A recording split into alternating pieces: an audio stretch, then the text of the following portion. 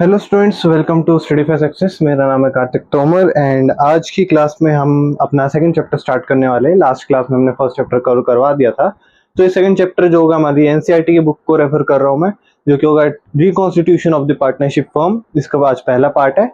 तो शुरू करते हैं। सबसे पहले रिकॉन्स्टिट्यूशन का मतलब क्या होता है, ठीक है। उसका मीनिंग होता है reconstitution occurs when there is a change in partnership deed. यानी कि हम किसी भी पार्टनरशिप फर्म का रिकॉन्स्टिट्यूशन तब करते हैं जब उसके पार्टनरशिप डीड के अंदर कुछ चेंज लाना हो हमें, ठीक है। अब वो चेंज किस किस टाइप का हो सकता है, या तो कोई नया पार्टनर का एडमिशन हो रहा है, या फिर कोई पुराने पार्टनर का रिटायरमेंट या डेथ हो गई, या फिर हम कह सकते हैं कोई उनका प्रॉफिट शेयरिंग रेशियो चेंज हो गया, ठीक है। ये कारण होते हैं। अब इसका एक और चीज क्या होती है कि जब रिकॉन्स्टिट्यूशन होता है ना, तो फर्म बंद नहीं होती, फर्म तो कंटिन्यू रन करती है। The firm continues but with a change constitution. अब पार्टनरशिप डीड हमारा क्योंकि कॉन्स्टिट्यूशन होता है एक फर्म का, तो उसका कॉन्स्टिट्यूशन बदल दिया बट फर्म तो रन कर रही है, ठीक है। तो रिकॉन्स्टिट्यूशन में हमारी फर्म बंद नहीं होती। ओके स्टूडेंट्स, तो अब तक हमने समझा कि रिकॉन्स्टिट्यूशन होता क्या है। अब हम समझते हैं रिकॉन्स्टिट्यूशन करने के मोड्स क्या होते हैं, ठीक है। तो तीन मोड्स होते हैं, तीन तरीके से हम रिकॉन्स्टिट्यूशन कर सकते हैं। सबसे पहला है जब एडमिशन होता है किसी भी नए पार्टनर का, तब हमें रिकॉन्स्टिट्यूशन करना पड़ता है। अब एडमिशन कब होता है कि या तो सारे पार्टनर एग्री एग्री करें। पहली चीज, इसकी रिक्वायरमेंट्स क्या होती है एडमिशन करने के लिए, सारे पार्टनर एग्री होने चाहिए, ठीक है। हो गए सारे पार्टनर एग्री, फिर क्या होगा, एडमिशन होगा। एडमिशन से क्या होगा, हमारे पास एक एडिशनल कैपिटल आएगी या फिर मैनेजरियल स्किल्स आएगी, या दोनों आएंगे। एडिशनल कैपिटल तो देखो आनी ही आनी है। कोई बंदा आपके फॉर्म में ज्वाइन कर रहा है, उसको कुछ ना कुछ अमाउंट इन्वेस्ट करना ही पड़ेगा, जिसकी वजह से एक एडिशनल कैपिटल आनी आनी है हमारे फॉर्म में। मैनेजरियल स्किल्स, क्या पता फॉर्म में जो पुराने पार्टनर हो वो अच्छे से मैनेज ना कर पा रहे हो, उनको लगा कि हमारे हमारे पास एक चौथा बंदा है डी, वो अच्छे से मैनेज कर पाएगा, तो उन्होंने डी को अपने फॉर्म के अंदर एडमिट कर लिया। तो वो होता है मैनेजरियल स्किल्स की, उसके पास अच्छे स्किल्स लेकर लो, वो अच्छे से परफॉर्म कर पाएगा, ठीक है। सो ये होता है जब एडमिशन होता है, ठीक है। सेकंड मोड होता है जब प्रॉफिट शेयरिंग रेशियो में चेंज होता है। सो डीड के अंदर कभी कभार क्या होता है ना कि जब नया पार्टनर आता है या फिर जब पार्टनर रिटायर होते हैं, तो उनका प्रॉफिट शेयरिंग रेशियो तो बटेगा ही। देखो जब भी, अगर आप सोचो, ध्यान दो, तो एक फर्म का अगर 100% एक्वा 100% जो प्रॉफिट है, वो अगर तीन पार्टनर शेयर कर रहे हैं, ठीक है। ये 100% प्रॉफिट है, इसको अगर तीन पार्टनर शेयर कर रहे हैं, तो जब एक एडमिशन होएगा किसी एक +1 पार्टनर का, तब ये हो जाएंगे चार पार्टनर। फिर वो प्रॉफिट 100% चार पार्टनर शेयर करेंगे। सो अब सेम रेशियो में तो शेयर कर नहीं पाएंगे, है ना। कि अगर 100% प्रॉफिट है, पहले वो तीन पार्टनर अगर 1:1:1 के रेशियो में बांटते थे, एडमिशन हुआ वो दोबारा उसी रेशियो में तो बांट नहीं पाएंगे चारों। हाँ, कभी कभार क्या होता है ना कि रिकॉन्स्टिट्यूशन ना ही पार्टनर के आने पर, ना ही किसी पार्टनर के जाने पर भी हो जाता है। तब हमारा प्रॉफिट शेयरिंग रेशियो में चेंज आता है, तब हमारे एग्जिस्टिंग पार्टनर्स के बीच में प्रॉफिट शेयरिंग रेशियो में चेंज आ जाता है। फॉर एग्जाम्पल, तीन पार्टनर है, ए, बी और सी। तो ए और ये पहले बांटते थे अपना रेशियो 1:1:1 में, ठीक है। फिर कहता है कि ए कहता है कि यार मैं ना थोड़ा एक्स्ट्रा काम कर लूंगा, और बी और सी कहते हैं एक काम करो तुम ही ले लो शेयर ज्यादा, हमसे उतना एक्स्ट्रा काम नहीं हो पाएगा, और हम उतना रेगुलरली फॉर्म में एंगेज नहीं हो पाएंगे। तो अगर आपको एक्स्ट्रा शेयर लेना है ले लो, लेकिन आप काम भी कर लो ज्यादा। सो क्या होता है उस केस में कि ये तीन पार्टनर वही रहते हैं, ना कोई एडमिशन हुआ, ना कोई निकला फॉर्म से, रिटायरमेंट हुई, ना किसी की डेथ हुई। ये अपने आप में ही प्रॉफिट शेयरिंग रेशियो चेंज करके कर लेते, 3:1:1। कहते हैं हम बी और सी तो उतना ज्यादा एंगेज नहीं हो पाएंगे, ए ज्यादा एंगेज हो रहा है तो उसको थोड़ा ज्यादा शेयर दे दो, उसको थोड़ा ज्यादा हिस्सा दे दो अपने प्रॉफिट में से, ठीक है। तो ये तब होता है जब कोई भी पार्टनर ना एडमिशन हो रहा है, ना उसकी रिटायरमेंट हो रही है या डेथ हो रही है, तब भी हमारा प्रॉफिट शेयरिंग रेशियो में चेंज आता है। तीसरा है रिटायरमेंट या डेथ हो गया किसी पार्टनर का। भाई सिंपल सी बात है, पार्टनर है, उसकी रिटायरमेंट होगी या डेथ होगी, यानी कि एक बंदा फर्म से निकलेगा, उस टाइम पे भी हमें रिकॉन्स्टिट्यूशन करना पड़ेगा, ठीक है। फर्म बंद नहीं होगी उनके जाने से, फर्म चलती ही रहेगी। भले अगर तीन पार्टनर है, तीनों की डेथ हो गई, इन्होंने अपना नॉमिनी चूज करा है कि हमारे जाने के बाद इन तीनों को पार्टनर बना दो, फर्म कंटिन्यू होगी उन नए तीन पार्टनर के साथ, ठीक है। उस केस में रिकॉन्स्टिट्यूशन होगा, डिसोल्यूशन नहीं होगा। कोई है ही नहीं नॉमिनी, फिर तो बंद ही हो जाएगी फर्म, क्योंकि पार्टनर ही मर गए, ठीक है। तो ये होते हैं मोड्स ऑफ रिकॉन्स्टिट्यूशन। अब क्या आता है, हम अगर देखें तो नया शेयर जो है ना, वो अलग है, पुराना अलग है। तो कुछ ना कुछ तो सेक्रीफाइस कर रहे होंगे, क्योंकि देखो यहाँ पे अगर हम देखें तो यहाँ पे ए को एक शेयर मिलता था, यहाँ पे उसको फर्म का 3 शेयर मिल रहा है। तो कुछ ना कुछ तो वो एक्स्ट्रा कर रहा है, यानी कि उसको कुछ ना कुछ तो गेन हुआ है। अब गेन तो हुआ है उसको, लेकिन बी और सी का रेशियो उतना ही है। अब देखो तो 1 और 1 ही है बी और सी का। तो यानी कि इन्होंने कुछ ना कुछ तो सेक्रीफाइस किया होगा। ऐसा तो है नहीं कि 100% में से एक्स्ट्रा तुम निकाल के दे दो 2 शेयर, ऐसा तो हो ही नहीं सकता। यानी कि कुछ ना कुछ तो उन्होंने सेक्रीफाइस कर रखा होगा। तो वही रेशियो को निकालने को हम कह देते हैं सेक्रीफाइसिंग रेशियो। ठीक है, अब इसको निकालेंगे कैसे? उसका फॉर्मूला आता है, पुराने शेयर में से नया शेयर माइनस कर दो, यानी कि old share minus new share, यानी पुराने में से नया शेयर माइनस कर दो तो हमारे पास आ जाएगा सेक्रीफाइसिंग रेशियो। अब हम निकालते हैं, ए को तो गेन हो रहा है यहाँ पे, इतनी सिंपल सी बात है। ठीक है, फिर भी हम एक बार ए का निकाल के देख लेते हैं। सो ए का कितना आएगा? पुराना कितना था? 1/3, नया कितना हो गया? 3/4/5, 3/5। इसको निकालेंगे, डिनोमिनेटर में 15 आ गया, यहाँ पे हो गया 5 माइनस कितना हो गया? ये 9 हो गया, -4/15। अगर हमारा ये फॉर्मूला यूज करके नेगेटिव आ रहा है नंबर, यानी कि ए को गेन हुआ है, तो हम सिंपल से इसके आगे जी लगा देंगे, यानी कि गेन हुआ है। ठीक है, अब वहीं बी और सी का निकालते हैं। ठीक है, यहाँ पे कर देता हूँ। बी का पुराना शेयर कितना था? 1/3। नया शेयर कितना हो गया? 1/5। कितने का उसको गेन या लॉस हुआ? तो डिनोमिनेटर 15 आ गया, ऊपर यहाँ पे 5 - 3, यानी कि 2/15 का उसको लॉस हुआ है, मतलब सेक्रीफाइस करा है उसने अपना शेयर 2/5 का। सी का देखें, सी का कितना होएगा? सी का हम निकालेंगे, सेम सेम ही है तो उसका भी 2/15 का सेक्रीफाइस हो गया। ठीक है, दोनों का इन दी एंड तो सेम ही आ रहा है। अगर हम कैलकुलेट भी करने लगेंगे, दोनों ने 2/5 अपना शेयर सेक्रीफाइस करा है और 4/15 का ए को गेन हुआ है। सो ऐसे हम निकालते हैं अपना सेक्रीफाइसिंग रेशियो। ओके स्टूडेंट्स, तो अब थोड़ा सा समझते हैं change in profit sharing ratio को और डीपली। ठीक है, मैंने एक केस ले लिया है, 4 केस है मेजॉरिटी इसके अंदर, इससे ज़्यादा कुछ आएगा नहीं, इसी में अब मैं आपको समझा दूंगा। ठीक है, तो एक हमने 3 पार्टनर ले लिया, एक्स वाई और जेड, तीनों का रेशियो है 5:3:2।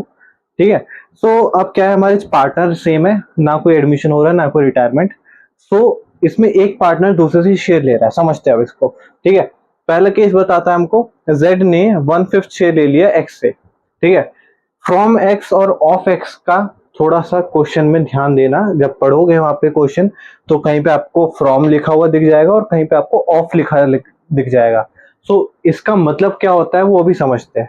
ठीक है, सो पहला case, Z takes 1/5 from X, बहुत सिंपल है, एक्स के शेयर में से 1/5 माइनस कर लो और जेड के शेयर में 1/5 ऐड कर दो।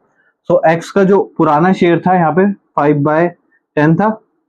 ठीक है, इसमें से 1/5 माइनस कर दो, ये एक्स का है। ठीक है, एक्स का नया शेयर, इसमें से 1/5 माइनस कर लो, तो 5 - 2, क्योंकि डिनोमिनेटर में 10 आ गया, ये हो जाएगा 3/10। और जो z है उसका 2/10 था, इसमें ऐड कर दो 1/5। ठीक है, सो ये हो गया हमारा 2 + 2/10 विच इज 4/10।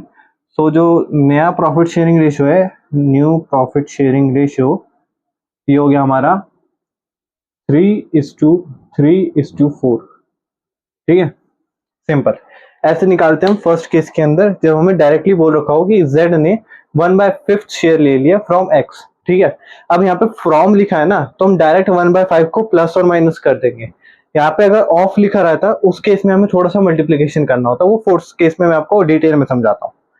अब चलते हैं सेकंड केस के ऊपर। ओके, सो केस 2 के अंदर क्या लिखा है, z takes 1/5 share equally from x and y, यानी कि वो 1/5 शेयर ले रहा है x और y से इक्वली। यानी कि सबसे पहले हम इसको देखेंगे कि x से कितना ले रहा है और y से कितना ले रहा है, सबसे पहले वो निकालते हैं।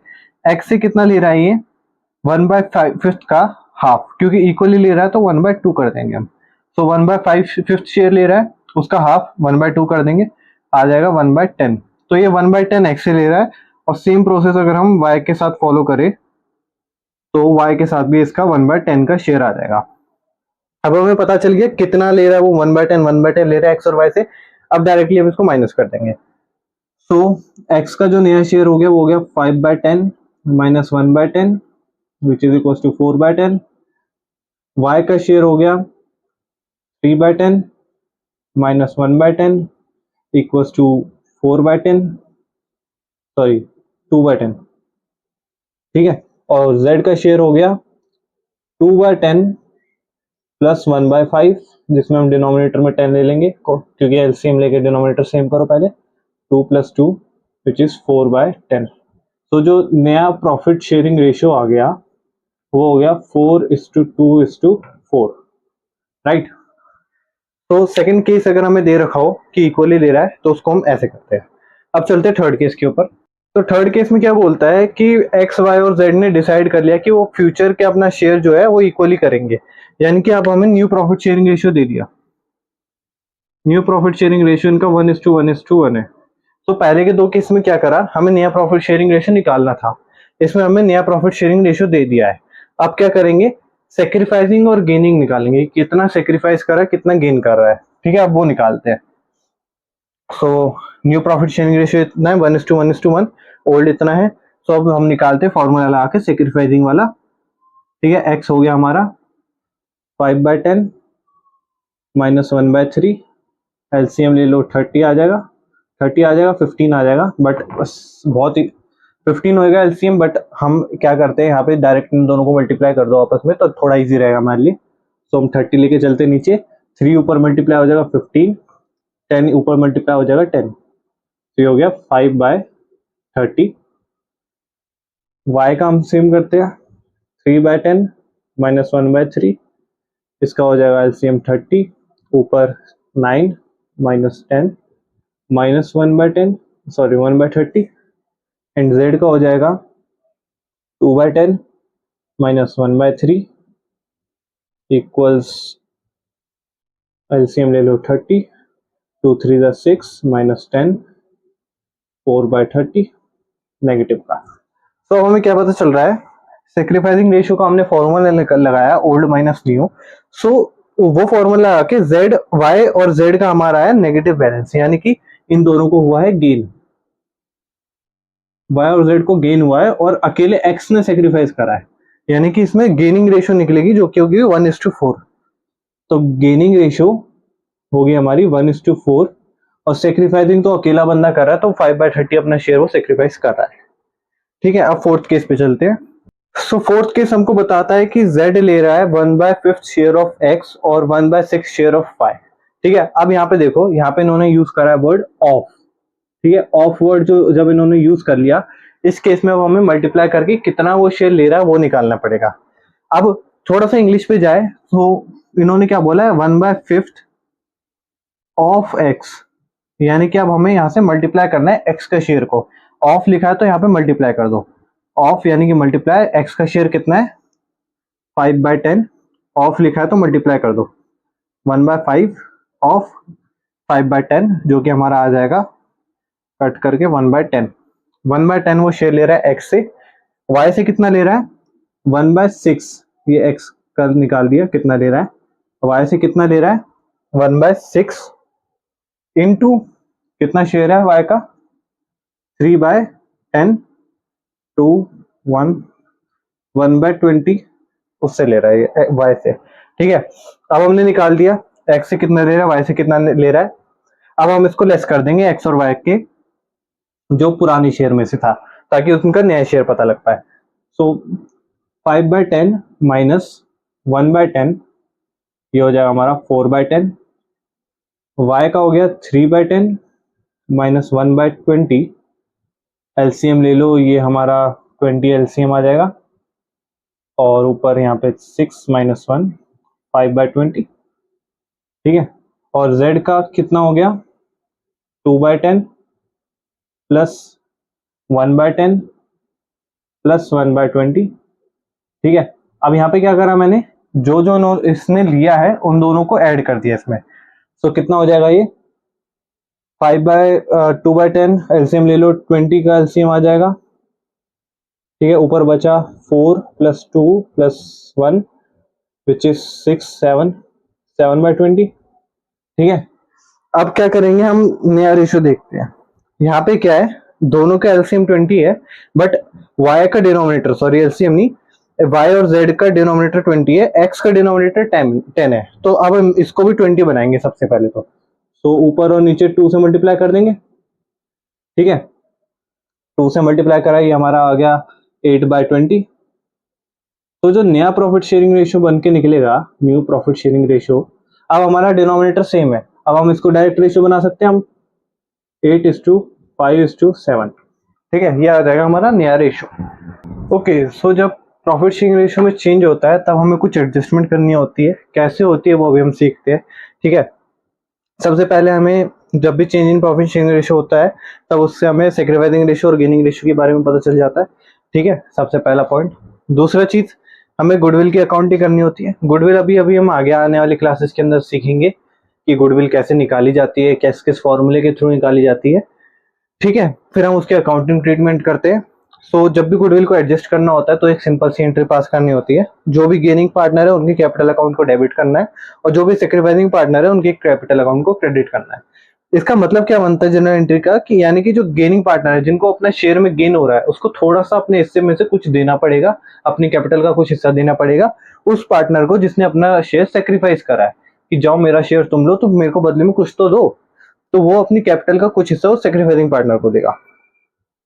ठीक है, यही एंट्री हमारे बाकी सबके जब भी हम जिसमें भी अकाउंटिंग लिखा है, रिवैल्यूएशन लिखा है, सब में हमें एडजस्टमेंट करने के लिए यही एंट्री पास करनी है बस।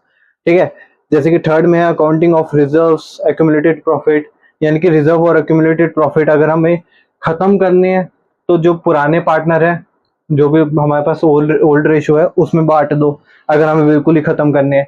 अगर हमें इसको मेंटेन करना है सेम, तो हम उसका जितना भी सेक्रीफाइसिंग और गेनिंग का रेशियो बन रहा है उसमें निकाल के गेनिंग टू सेक्रीफाइसिंग में डाल दो।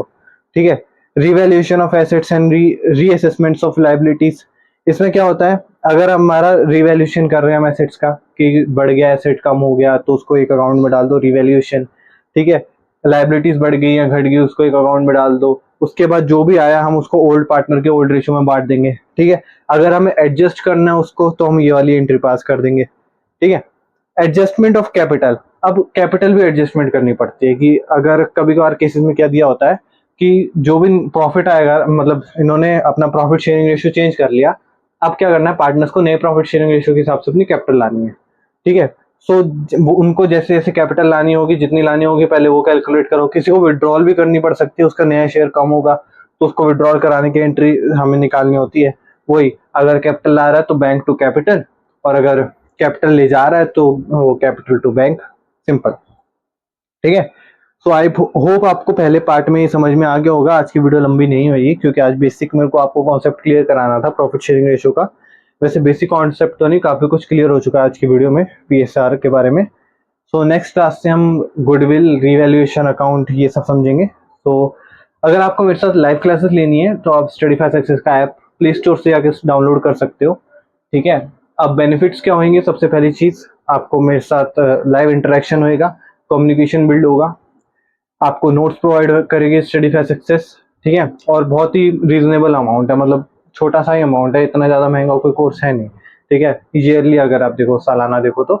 और सबसे बड़ी चीज़, इस वक्त मैं आपको वैसे समझा रहा हूँ जैसे मैं समझाना चाहता हूँ। आप मेरे साथ लाइव क्लासेस लोगे तो मैं आपको उस तरीके से समझाऊंगा जिस तरीके से आपको समझ में आता है, तो वो सबसे बड़ा बेनिफिट होता है। ठीक है, तो वीडियो को एंड करते हैं इसी के साथ। नेक्स्ट क्लास में मिलते हैं आपसे। Thank you, bye bye, take care.